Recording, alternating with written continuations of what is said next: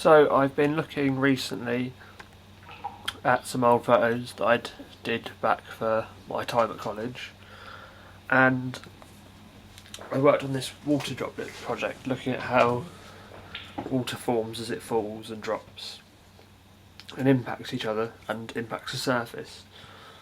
So I thought I'd revisit that as a small project, not particularly in depth or studying it again, but just having a look at how the photos turn out, different colours, different lighting, and I thought I'd video it this time as well, just to add to this and continue photographing, as that's the main body of the channel. You might have noticed a few of my videos recently are video games. That's just to intercede in between like winter and things, so that I'm still doing video editing and just practicing playing around with things. Gives me something to do during my downtime, as all this does. So the basic setup for this is camera, tripod, bowl, dish, plate, whatever you need. A body of liquid. You can use milk, you can use water, you can use anything really. A little bit of food colouring perhaps, just to make the changes in colour and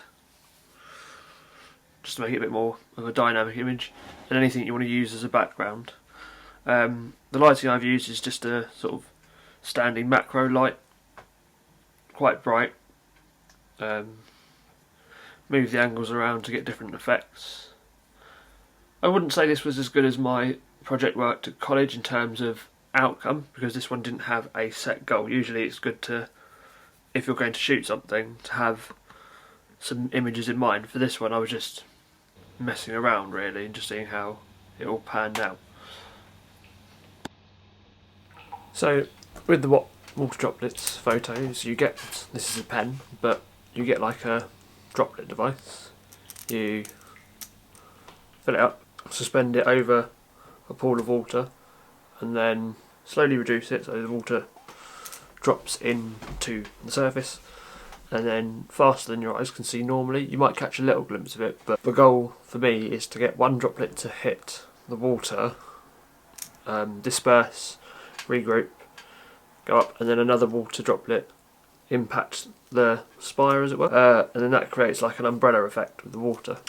Whether I was successful or not, that will come down to how well I've timed it, how dense the liquid is at the time, and how fast the drops are coming in time with each other. Because I'm doing it by hand, it's very inaccurate. It's very inaccurate. You know, you can be a couple of millimetres out by pressing, and that droplet is then that distance more from rebounding. As we said, it happens faster than you can sort of see.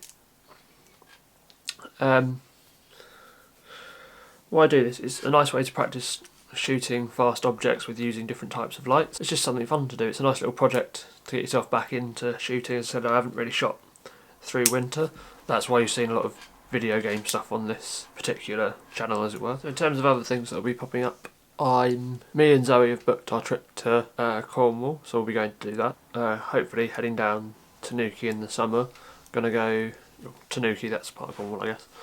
Down to Newquay. And the plan is, on one of the days, wake up, breakfast, out the door, turn left, and just walk left for as far as we can go in the time allotted. Come back, and that's the day done. The following day, out, right, and then again just see how far you can go that way, see how many different photos you can get. Why are we doing that? So for me at least, it's a different environment in a different place. Like everywhere around here are chalk cliffs and holiday resorts, as it were, like Dreamland used to be. You know, the whole history of it being half term and bank holidays and everyone going down to the beach for the day to enjoy even the cold weather, just enjoy being away from work and away from London. It's a whole different environment. It's more of a town than a holiday place, if that makes sense. Not to say that Margate and Broadstairs and Brighton aren't towns, but there's definitely a repeating theme with them in that sort of area, in that you've got the piers and you've got the amusements and you've got fish and chip shops and again, not to say Newquay hasn't got fish and chip shops, but it's got a different identity to it. It still fits in with the whole English feel of a seaside town in that it's locked into its own history, as it were. If you look at the buildings and all the houses and cottages and things that are down there, they're all the same looking sort of thing, but they're all in that sort of theme and idea of a place. There are obviously some new builds. Last time I went down to Bude, there's a restaurant up along the side which has been sort of modernised a bit, but it still has roots in the way it's been built to looking like something you would have seen previously. Yeah.